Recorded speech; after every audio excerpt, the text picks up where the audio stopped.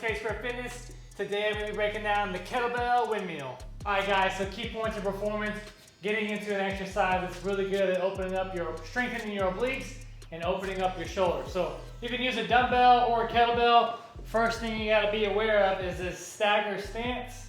So make sure you're staggered there, and then opposite arm of the foot is up. So if my right leg's out in front, left leg goes back. This is a hinge position, so you have to make sure that first thing you do is unlock your knees, and then you're going to shift your butt back with your back being flat. So no buckling here, and you're going to feel that really quickly if you don't get into the right position, because you won't be able to do it.